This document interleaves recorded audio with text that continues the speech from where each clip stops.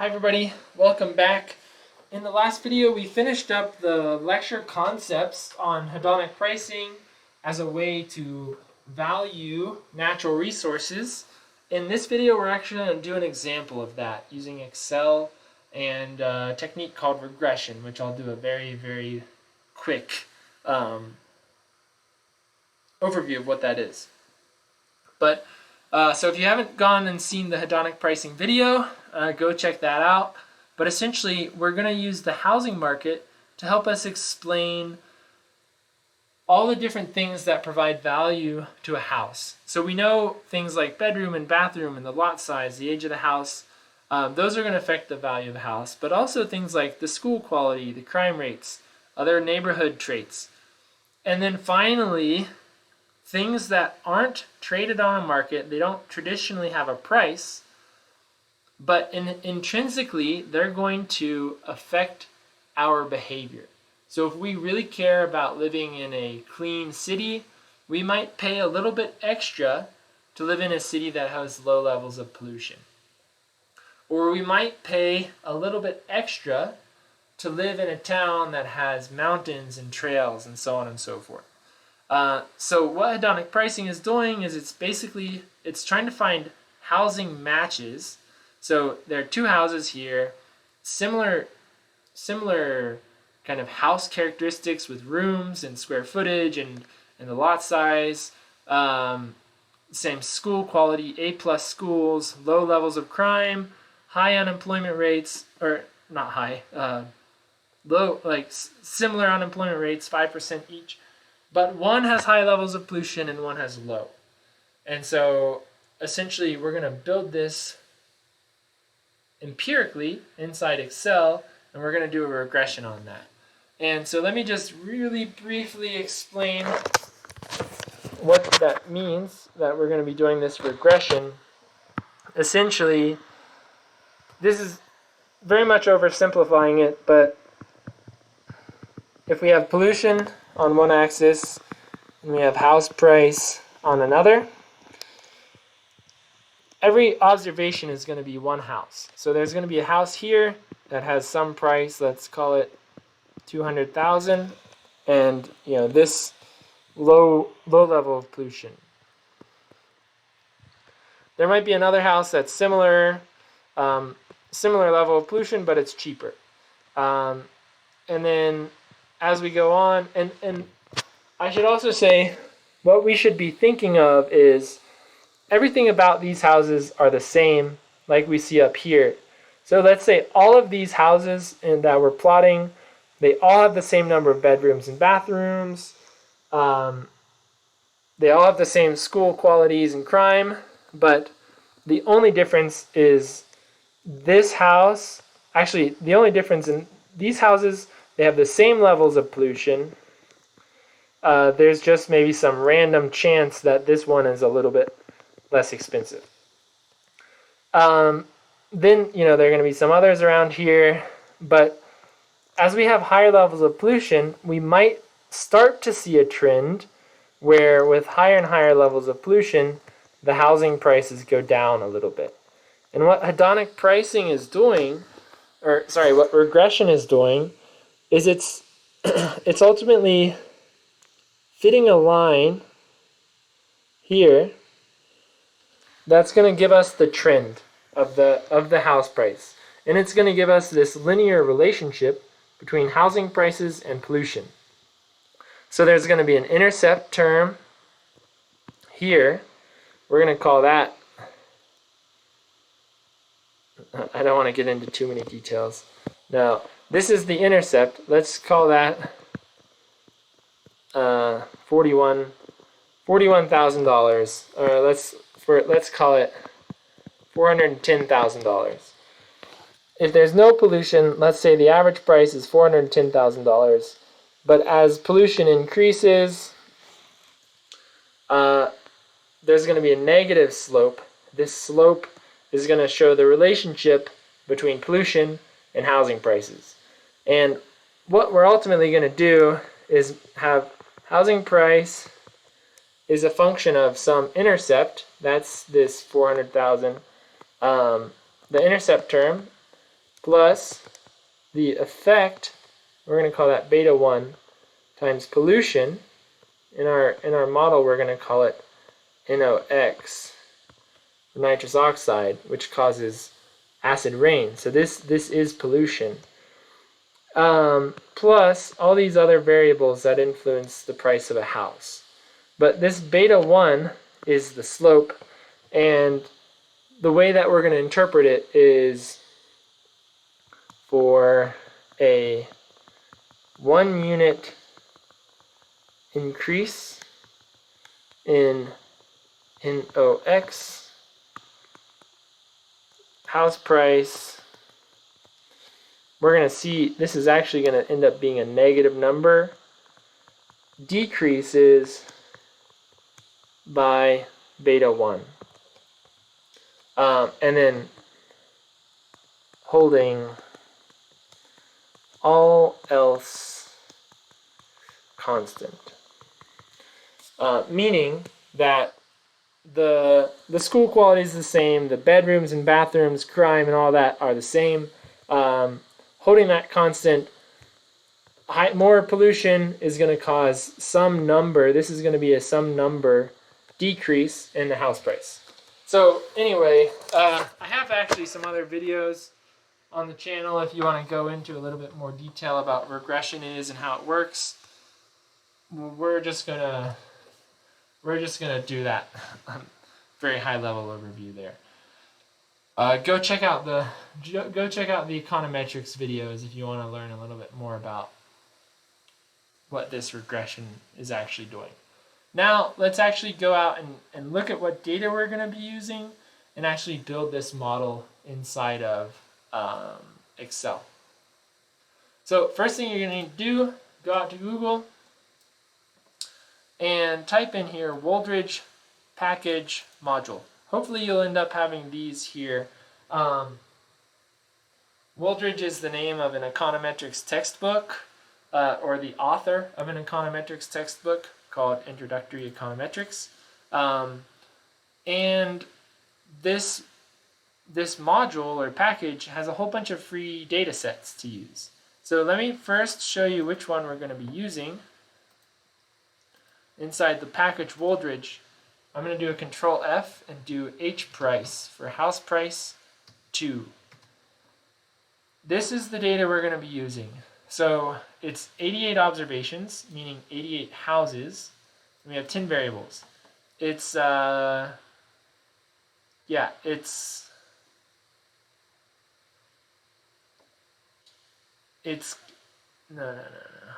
H price. Oh no, that there is H price 1. H price, this is H price 2.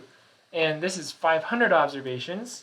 So 500 houses, 12 variables, and this comes from, well, it looks like some 19, actually maybe very old data. That's why you're going to see the numbers on our houses are going to be kind of low. Very cheap looking houses, but it's because this is from decades ago.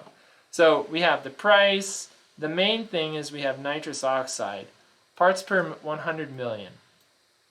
But we also have the rooms, the distance to employment centers, so an idea of the labor market, the idea of the proximity to highways, property taxes, an idea of the educational opportunities, an idea of sort of the economic status of the neighborhood, and then these log prices. We're not going to worry about those. Anyway, so this is the data set we're going to be using. It's nice because it has a bunch of things that might affect the value of a house, including this pollution variable. So if you go back to Google, on the pypy.org for the Wooldridge project, click on that and go over here to the home page. From the home page, we're going to use the raw data. We want it in CSV, comma, separated values to make it easy. And scroll down to house price. House price 2 is what we want. And if you click on raw, It looks a little bit unstructured, but it's actually very structured. All of these values are separated by commas. That's why it's called CSV, comma separated value. I'm going to do a Control A, Control C to copy it, and we're going to bring that into Excel. Okay, I'm going to go ahead, Control V to paste it. It still looks a little messy. To fix that, come over to the Data tab, Text to Columns, and these are delimited with some sort of character, such as a comma. These are delimited by commas. Go ahead and hit Next, uncheck Tab, and check Comma, and hit Finish. And we have our nice, easy data set. So like I said, we're going to use price, and we're going to use all of these until the logged variables. We're not going to need those. If you want, go ahead and delete them. I'm also going to put nitrous oxide first. You don't need to, but I'm going to go ahead and do that. All right, next thing. So price is what we're modeling. This is our outcome variable, what we're sort of predicting. As you can see, these are very low priced houses. 24,000, 21, 30,000, 15,000. But again, these are decades old prices. Nitrous oxide measured in parts per 100 million is the main thing we're interested in. And then all of these others are just used as control variables that essentially we're holding constant. That's this idea of what the statistical program is going to be doing is it's going to be trying to find matches in those other variables such that the main difference between two observations is going to be one is going to have high levels of pollution, one is going to have low. So, there are going to be some, here's 6.4 and here's 6.5, right? Those are pretty close to each other. The distances are off, but it's going to try to match these houses based on these characteristics, and then we're going to isolate the effect of the pollution. Anyway, the way we're going to do that, again, we have to go to the Data tab. Now, if you don't have data analysis, I'm going to quickly show you how you can just quickly add that. So if you need that data analysis there. If it's not there, go to File, and then scroll down. You can't see it on the video, but right below the account, you should have an Options tab. Within Options, do Add-ins. And within Add-ins, Excel Add-ins, go. And just make sure you check that Analysis Tool Pack. Once you check that, you should have your Data Analysis Tool Pack right there. We're going to click on that. And within that, we're going to be using regression. So our Y variable, or our outcome variable that we're modeling, is the house price. I'm going to click on A1 and then just do Control-Shift down arrow. You could also drag it, or you could type it out if you want, but Control-Shift down arrow to get that entire column. For the X range, so I'm going to go up to the top, just the Control up. So click on Knox. Since I've deleted the other tabs, I could just do Control-Shift down and over, but I'm going to do Control-Shift over. If you haven't deleted it, you could do Shift, no Control, just do Shift, go over one by one over to low stat, and then now hold the Control button and hit down. That'll give you the entire thing. Or again, just click and drag or type it in. We have our now control variables. We do have labels at the top, so we'll check that. Everything else should be fine. We'll hit OK. And this is the output of the regression. Let me get rid of some of these so as not to have too much extra stuff, and we're not going to talk about all of this, but let's just work with this. I'm going to select all of these and turn them into numbers. Actually, I want them to be numbers with commas. We don't really need the decimal points there. Okay, so this is the output from the model. So the R-squared value, this tells us that 71%, 72% of the changes in the house prices can be explained by these variables that we've included.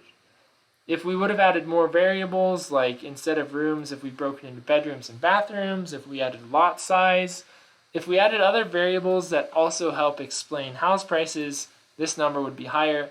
But this number is actually, pretty decent. The main variable that we're interested in is this, nitrous oxide, parts per 100 million. All of these just help us determine statistical significance. And I'll just, I guess, go ahead and tell you that because these t statistics are very high and all these p-values are very low, all of these variables are statistically significant, meaning more or less they are statistically associated with house prices. So pollution is statistically associated with house prices, so is crime, rooms. A lot of these are pretty intuitive. But this just gives us statistical confidence to say that it's true. And then, as I was showing in the previous example, what this is giving us is, it's giving us that output as I was talking about. So if this is nitrous oxide, the pollution levels, and this is the house price, what that's telling us is this is 41.5 thousand, and so if everything else, if all of these other variables are 0, then the average house price is going to be $41,000. Holding all of these other things constant, if we go from 0 nitrous oxide to 1 part per 100 million, or 1 part per, we have to go back and look at the 1 part per 100 million. Yeah. So if we increase nitrous oxide levels by 1 part per 100 million, then the house price is going to decline by minus, so let's do it in Excel, equals this, we're going to do plus the negative number. So this number here would be 39.6 or 7. And then, you add another part per 100 million, house price goes down again, and it goes down again, and it goes down again. As the pollution levels go up, the housing price goes down.